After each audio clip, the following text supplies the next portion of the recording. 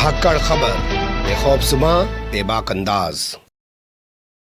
धाकड़ खबर में आपका स्वागत है। मैं आपके साथ हूं अकरम रईस खान। हमेशा आपसे कहता हूं कि पत्रकारिता हड़बड़ी का साहित्य है। जो होता है उसे समेट के कम शब्दों में आपके सामने रखना एक बड़ी जिम्मेदारी होता है। हालांकि जब से सोशल मीडिया का जमाना आया है, हर कोई पत्रकार का एडिटर इन चीफ बन गया और बगल में एक एंकराइन भी लिए घूमता है। आप दिल्ली के जंतर मंतर पर चले जाइए, हालात वहां के देखकर आपको शर्म आ जाएगी। खैर, आप कहने लगेंगे ये कहानी क्यों सुना रहे हो, क्योंकि मुद्दा ये नहीं है।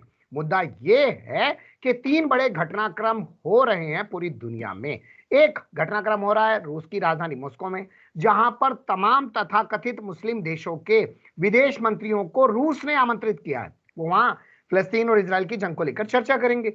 दूसरा घटनाक्रम उससे पहले मुस्लिम देशों के तथाकथित नेताओं के जरिए चीन में किया गया। अमेरिका से लौटते ही जिनपिंग ने सबको बिरयानी खाने के लिए बुला ली, मतलब बात करने के लिए बुला लिया जंग वाले मुद्दे पर।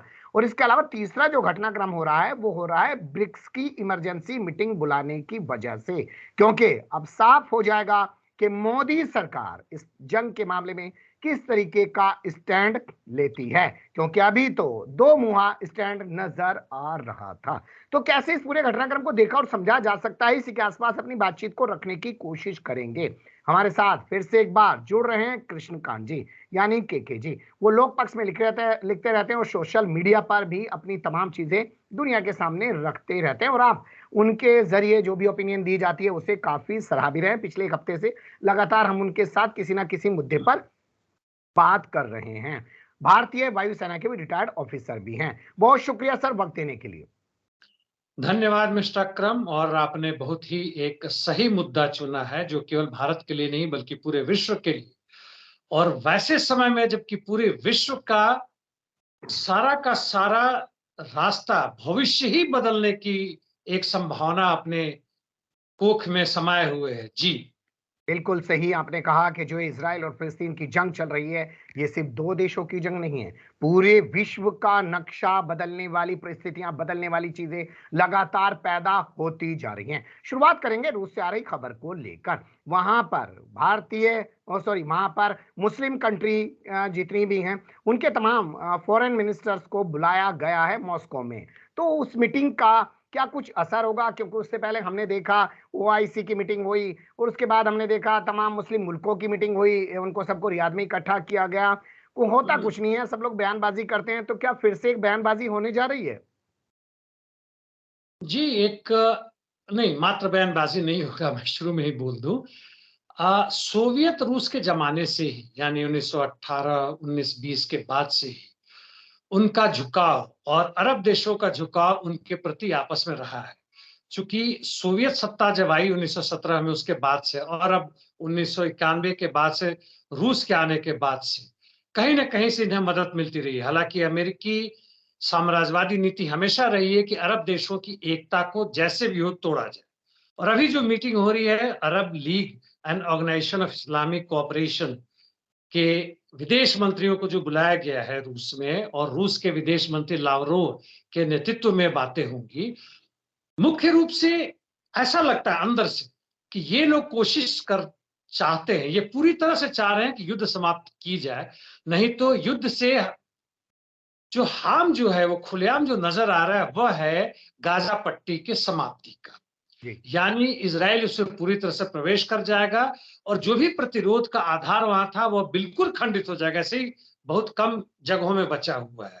दूसरे, जो त्रिकोणीय संघर्ष चल रहा है जिसकी हमने चर्चा पहले भी की थी, अमेरिका, रूस और चीन, हालांकि कहने के लिए चीन और रूस साथ साथ है, लेकिन इसके बावजूद जहां त्रिकोणीय संघर्ष चल रहा है वहां पे अरब देश का यूनाइटेड ना होने के बावजूद भी इनका बहुत महत्व है, क्योंकि वहां जो तेल के भंडार है और नए नए भंडार भी जो निकल रहे हैं, कितने भी दूसरे वैकल्पिक ऊर्जा की आप खोज कर ले, बैटरी के रूप में या दूसरे रूप में, सौर एनर्जी के तरह से या हवा के माध्यम से, जो विंड एनर्जी जिसे कहते हैं, आज भी तेल का महत्व पहले की तुलना से कहीं कम नहीं हुआ बल्कि बढ़ा है।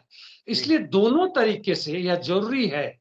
जहां चीन के जाने के बाद से अमेरिका में रूस को लगा कि यदि हम और कट रहे हैं, और अफ्रीका में भी, यूरोप में भी कई देश जो रशिया के साथ से, जैसे अर्मेनिया और मोल्दोवा उनके कटने के बाद से रूस की भी मजबूरी है कि अरब देशों के साथ जो भी इनके साथ हैं मजबूती को, एकता को साथ रखे। इसलिए कई तरह के मल्टीपर्पस है इस मीटिंग का, और यह केवल बयानबाजी नहीं होगा बल्कि एक इसका आधार भी होगा आर्थिक, राजनीतिक और जियोपॉलिटिकल हिसाब से।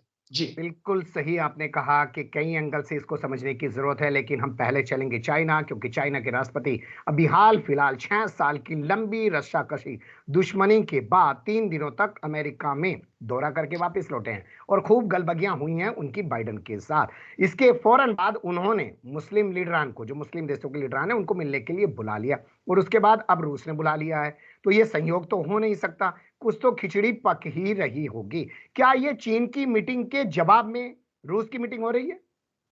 जवाब में तो ना कहेंगे, ये तो थोड़ा पहले से भी तय हुआ होगा। लेकिन जो चीन और अमेरिका की जो मीटिंग हुई, हाँ, यदि आप इस मीटिंग की कर रहे हैं तो निश्चित रूप से उसका जवाब में यह है।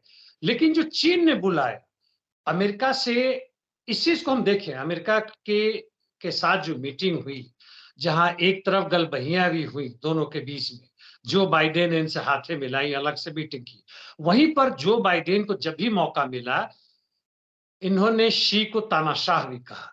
अमेरिकी किसी से डरते नहीं, अपनी नीति छोड़ते नहीं, जो उनसे मिलने जाते हैं वो झुकते हैं।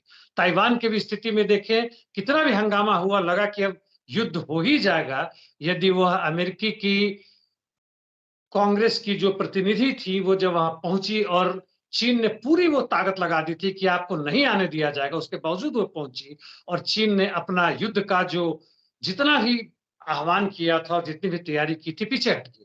चीन को पीछे हटना पड़ा है। लेकिन इसके बावजूद चीन की जो आर्थिक नीति है पूरे विश्व भर में, जहां वो पूरे विश्व में नंबर 1 बनना चाहता है, अपनी पूंजी को बढ़ाना चाहता है, वह झुक कर भी अमेरिकी प्रस्ताव को मान रहा है।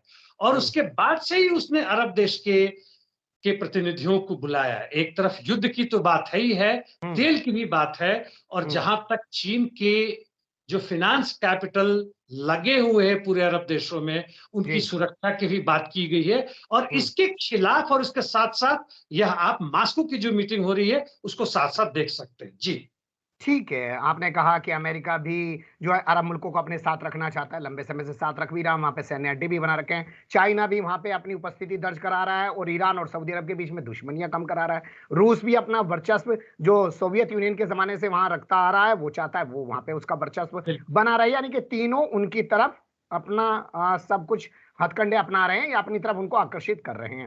लेकिन इसको उलट के देखते हैं, मुसलमानों ने पहले दरवाजा खटखटाया अमेरिका का, फिर दरवाजा खटखटाया यूएन का, फिर दरवाजा खटखटाया चीन का, और अब दरवाजा खटखटा रहे हैं रूस का कि भैया माई बाप कैसे भी करके यहाँ शांति वांति करा दो। इसको ऐसे भी तो कह सकते हैं ना। जहां तक रूस की बात है, अमेरिका यूएनओ तकरीबन एक ही बात है, चीन इनडायरेक्टली डायरेक्टली वहीं तक है। वो बातों में जो भी कर ले, फाइनेंस से मदद जो भी कर ले, लेकिन वह जहां तक मिलिट्री एड की बात है वहां पे वह नहीं तैयार है। रूस ही एकमात्र ऐसा इकलौता देश है जो सामरिक रूप से, सैन्य रूप से समर्थ भी है, आर्थिक रूप से भी समर्थ है। एक बड़े भूभाग में उसका उसका राज्य है जो अमेरिका के खिलाफ, नेटो के खिलाफ मिलिट्री रूप से भी खड़ा है, आर्थिक रूप से भी खड़ा है। और उसी से सही रूप में, यदि विश्व की जनता की बात मैं नहीं कर रहा हूं जहां समाजवाद लाने की बात है, क्योंकि रूस खुद ही एक पूंजीवादी देश है, लेकिन वही एकमात्र देश है जहां अरब देशों को कुछ मदद मिल सकता है। जैसे सीरिया को, आज सीरिया खत्म हो गया होता, उसी के कारण आज टिका हुआ है, ईरान टिका हुआ है। तो इसलिए रूस की तरफ ये देश जब सब जगह से हार जाते हैं तब उसी के पास फिर दरवाजा खटखटाने पहुंचते हैं। और रूस की भी चाहत है कि उनके साथ ये सब मिले, क्योंकि युद्ध के बाद आप देखें अफ्रीका में, गैबोन में तख्ता पलट हुआ, नाइजर में हुआ, और वहां से फ्रांस अमेरिका को वापस बाहर निकलना पड़ा। लेकिन उसके बाद डिप्लोमेसी इतनी तेजी से बढ़ी है, जहां मैंने भी मोल्दोवा का नाम लिया, अर्मेनिया का नाम लिया, ये सब जो रूस के साथ थे, सीएसओ के साथ थे, उसके पार्टनर थे मिलिट्री रूप से, वो आज रूस से अलग हो रहे हैं। दोनों की तरफ से खींचातानी हो रही है। इसलिए अरब देशों के लिए यदि सही में कहें तो नेचुरल है कि वो रूस के साथ संबंध को मजबूत बनाए। जी। इसी सवाल को मैं आगे ले जाना चाहता हूं क्योंकि आज रशिया टुडे ने एक स्टोरी छापी है। उसमें उन्होंने व्लादिमीर जेलेंस्की के हवाले से लिखा है कि दावे किए गए कि रूस को अलग थलग कर दिया जाएगा, लेकिन रूस अलग थलग नहीं हुआ है। तो क्या मुस्लिम देशों को अब लग रहा है कि चाइना तो ठीक है आर्थिक मुद्दे पे बोलता है, लेकिन रूस पावर के मामले में भी जिस तरीके से अमेरिका के सामने अड़के खड़ा होता है और अमेरिका की राजनीति को भी डिस्टर्ब करता है। अंदर की खबरें आती रहती हैं कि अमेरिका रूस के जासूस जो है अमेरिका में कुछ गड़बड़ भी कर डालते हैं, वहां के चुनाव को भी प्रभावित करते हैं। तो इसलिए अरब मुल्क अब रूस की तरफ देख रहे हैं। फिर से एक बार इस सवाल को उठा रहा हूं। बहुत सही प्रश्न है, जवाब में तकरीबन हाँ ही है। और हालांकि समस्या बहुत जटिल है। यदि हम अंतर्राष्ट्रीय संबंधों को देखें तो इतना आसान भी नहीं है। लेकिन जैसा आपने कहा और मैंने कहा, यह एक स्वाभाविक जहां रूस के लिए बनता है, रूस के आगे के विकास के लिए बात बनता है, नेटो से फ्रीडम की बात बनती है। रूस की मजबूरी भी है कि उसकी तेल बिके, उसके अनाज बिके, उसके टेक्नोलॉजीज बिके, ताकि वो बाहर से भी संबंध रखे। और अरब देश, हालांकि यूनिटी उतनी तगड़ी नहीं है, मुस्लिम कंट्रीज की यूनिटी उतनी तगड़ी नहीं। यदि ये यूनाइटेड रहते तो आज हिम्मत नहीं पड़ता नहीं नहीं, मैं अमेरिका अपने को इस। सवाल को एक बार थोड़ा और बढ़ा रहा हूं। जी। जेलेंस्की का ये कहना कि रूस अलग थलग नहीं पड़ा, ये तो अपने आप में बहुत बड़ी खबर है ना सर।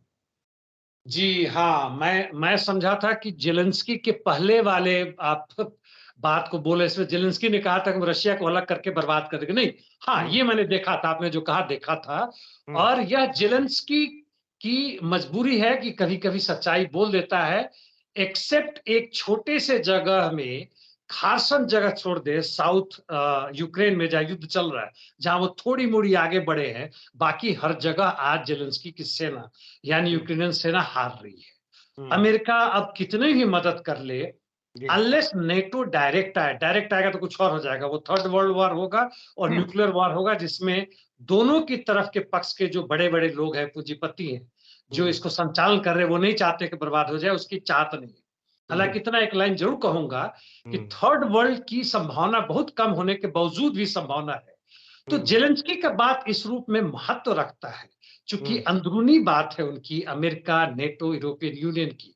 जी। और उनसे समझ के उसे साफ लगा है कि हम्म। रूस आज अलग थलग नहीं हुआ है। हम्म। अफ्रीका में भी, यूरोप में भी, जहां हंगरी और जो एक नया देश जहां चुना हुआ है और उनके पक्ष में आया है, जी। इसके बावजूद कि लैटिन अमेरिका में आज अर्जेंटीना अलग हो गया। इसकी अलग कहानी जी। है, कभी और जी। बात करेंगे। जी। और रूस का जी। चीन और भारत के साथ न्यूट्रल जो संबंध है, जी। ब्राजील से थोड़ा बेहतर है। और हम्म। इसलिए रूस कहीं जी। ना कहीं पूरे विश्व स्तर में हम्म। अमेरिका से बहुत पीछे नहीं है। जी। बिल्कुल, आपने सही कहा कि पीछे नहीं है और इस मीटिंग के बाद देखना यही दिलचस्प होगा कि चाइना में कैसी हलचल हो रही है, अमेरिका में कैसी हलचल हो रही है। लेकिन अभी रुख करते हैं भारत का, क्योंकि आप जानते हैं आज जंग का 46वां दिन हो चुका है और जिस दिन से ही जंग शुरू हुई है, हालांकि इसको जंग कहना भी गलत है, जुल्म हो रहा है वहां पर। तो उसको लेकर मोदी जो प्रधानमंत्री हैं वो कुछ बोलते हैं, विदेश मंत्रालय कुछ बोलता है, लेकिन अब इस पूरे मामले पर एक घटनाक्रम घटने जा रहा है ब्रिक्स में। क्या वहां पर मोदी सरकार कोई अपने स्टैंड को स्पष्ट करेगी, या जो ये 5 राज्यों में चुनाव चल रहे थे और यहाँ के लोगों के लिए कुछ बोलना है और असल में विदेश नीति कुछ और है, वही ढुलमुल रवैया अख्तियार किया जा सकता है? मोदी सरकार की विदेश नीति ऐसे आधार पे है जो लंबे समय तक नहीं टिक सकता था, और यहाँ ब्रिक्स की मीटिंग ने उसे तोड़ने के लिए, उसका भंडाफोड़ करने के लिए एक आधार बनाया। इस सरकार ने, जितने भी ब्रिक्स के मेंबर हैं, उन लोगों ने साफ साफ किया है कि इमीडिएट सीज फायर होना चाहिए। हम्म। मोदी सरकार ने इमीडिएट सीज फायर की अभी तक डिमांड नहीं की है इजराइल से, चुपचाप खामोश है। यूएनओ में जब प्रस्ताव आया था कि सीज फायर का, तो भारत ने एब्सटेन किया था, इसकी हम चर्चा कर चुके हैं। जी। लेकिन जहां तक विदेश मंत्री है जयशंकर, वह लगातार बोलते हैं कि हाँ, हम जो है न्यूट्रल हैं, हम चाहेंगे कि फिलिस्तीन को पूर्ण राज्य मिले। हालांकि सब जानते हैं पूर्ण राज्य की बात करना इस स्थिति में अभी, जबकि आपने उसे टुकड़े टुकड़े कर दिए, बर्बाद कर दिए, गाजा की जो स्थिति थी उसे भी खत्म कर लिया। और अमेरिका भी, यहां तक कि बाइडेन ने भी कहा कि हाँ हाँ, वो फुल सॉवरेन स्टेट के पक्षधर है। ये सब बकवास की बातें, हम्म। कथनी और करनी में अंतर है। और इसलिए आप ये भी देखेंगे कि ये जो वर्चुअल मीटिंग होगा या अभी शुरू हुआ होगा अभी तुरंत, जी। उसमें ये ब्रिक्स के जितने पांचों देश के हैं और साथ साथ जो दूसरे देश के बुलाए गए हैं, अर्जेंटीना संभवतः नहीं आएगा, लेकिन जो दूसरे देश के, उसके बड़े बड़े नेता आएंगे, ब्राजील, सऊदी अरेबिया वगैरह वगैरह। जी। वो सब होंगे, लेकिन उसमें श्री नरेंद्र मोदी नहीं होंगे, हम्म। जो कि कभी मौका नहीं चूकते हैं कि जहां बड़े विश्व के नेता हो वहां जाने से कतराएं। वो हमेशा उसमें जाने की कोशिश करते हैं, लेकिन इस बार वो नहीं होंगे क्योंकि इनके पास स्पष्ट विदेश नीति नहीं है।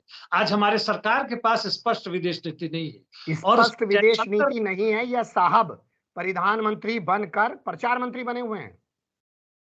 वो तो है ही है, वह तो हमारे पूरे देश में दिख रहा है, वह तो दिख रहा है। लेकिन यह एक लाइन मैं जरूर बोलूं कि जयशंकर प्रसाद को बलि का बकरा बनाया जा रहा है, जो कि कुछ कुछ वो चीजें बोलते हैं जो पहले से भारत की विदेश नीति चली आ रही है, यानी न्यूट्रल दिखाने का एक ढोंग भर है।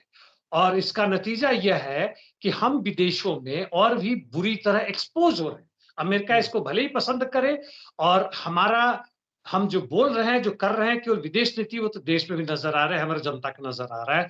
और फिर से मैं यही कहूंगा कि यदि हमारी जनता आज सचेत नहीं होती है, जनता की जो सही पार्टी है वो सचेत नहीं होती है, तो हमारे लिए 2024 क्या 2029 भी हमारे साथ में खड़ा नहीं होगा। जी। क्या आपको जानकारी ऐसी मिली है कि चलिए हमारे यहाँ से तो प्रधानमंत्री शामिल नहीं हो रहे हैं, जो चाइना है, जो ब्राजील है, जो साउथ अफ्रीका है, जो रशिया है, उनके टॉप लीडर शामिल हो रहे हैं वहां पे? बिल्कुल, पुतिन भी शामिल होंगे, पुतिन भी शामिल होंगे, तो आधे घंटे पता चल जाएगा, सामने टीवी नहीं है। शी भी शामिल हो रहे हैं, ब्राजील के जो हेड हैं वो भी शामिल हो रहे हैं, ये सब हो रहे हैं। और जो नए राज्य जो आए हुए हैं उसमें कितने शामिल होंगे मुझे नहीं पता, केवल ये अर्जेंटीना को छोड़कर इसमें है सऊदी अरबिया, इसमें बोल चुका है इजिप्ट, ठीक। इथोपिया आश्चर्यजनक रूप से, इथोपिया इसी को के आगे बारे में बढ़ाते हैं। हमें तो जानना मोदी चाहिए, जो है इसलिए ईरान एंड शामिल नहीं हो यूएई। रहे हैं, तो जी मोदी कौन? इसलिए शामिल नहीं हो रहे हैं कि उनका खेल बिगड़ जाएगा, जो यहाँ इजराइल के नाम पर और हमास और ये तमाम नाम लेकर और फिलिस्तीनियों के मारकाट को जायज ठहरा के जो नफरत का एक पूरा माहौल बनाया गया है सत्ता हासिल करने के लिए, वोट पाने के लिए, वो बिगड़ जाएगा, इसलिए शामिल नहीं हो रहे हैं।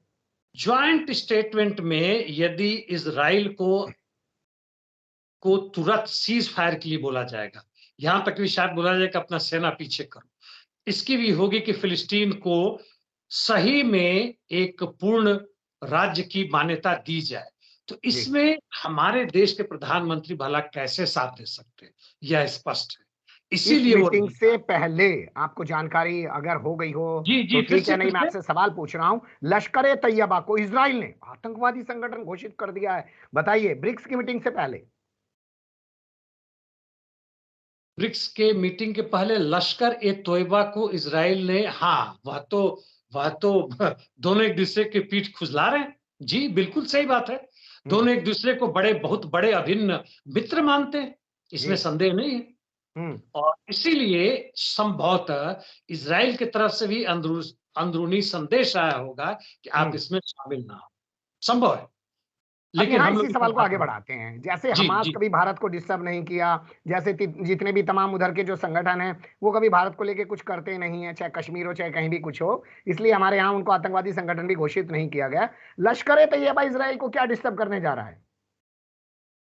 यह तो यहाँ की, मतलब यहाँ के लोगों को, जो हमारे आरएसएस या आज की भाजपा सरकार के समर्थक, उनको दिखलाने के लिए कहा गया कि देखो विश्व में हम कैसे गुरु बन रहे हैं, है ना। हम्म। विश्व गुरु बनने की बहुत लोगों की तमन्ना होती है। अर्जेंटीना के जो नए राष्ट्रपति चुने गए, उन्होंने भी कहा कि हम विश्व के लीडर बनेंगे। जी। अब जिसको जो मर्जी आती है। जहां तक जी। हमास की बात है, हम्म। हमास कहीं से भी एक टेररिस्ट ऑर्गेनाइजेशन नहीं है। जी। हमास एक नेशनलिस्ट ऑर्गेनाइजेशन है, जरूर रिलीजन पे बेस्ड है, लेकिन टेररिस्ट ऑर्गेनाइजेशन नहीं है।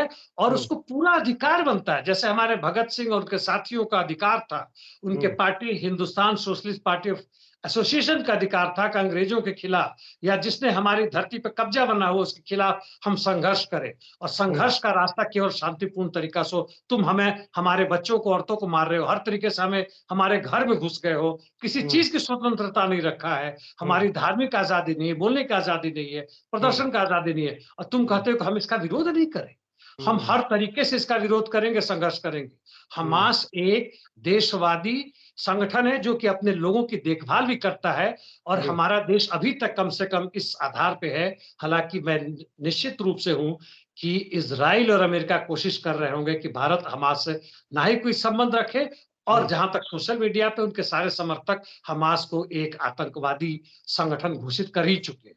जी। बिल्कुल सही आपने सारी लाइन कही है और इसमें मैं एंटोनियो गुटेरेस की याद दिलाना चाहता हूं। उन्होंने यूएन में साफ कहा कि 56 साल से गला घोटा जा रहा था। जो किबुत्स में हुआ वो झटके में नहीं हो गया है, वो असल में इजराइल की देन है। जैसे हमारे यहाँ कहा जाता है ना, क्रिया की प्रतिक्रिया, भावनाओं का जी। प्रकटीकरण। बहुत शुक्रिया, आपने वक्त दिया। फिर किसी और मुद्दे पर आपसे जुड़ने की कोशिश करेंगे। धन्यवाद। धन्यवाद मिस्टर इकरम।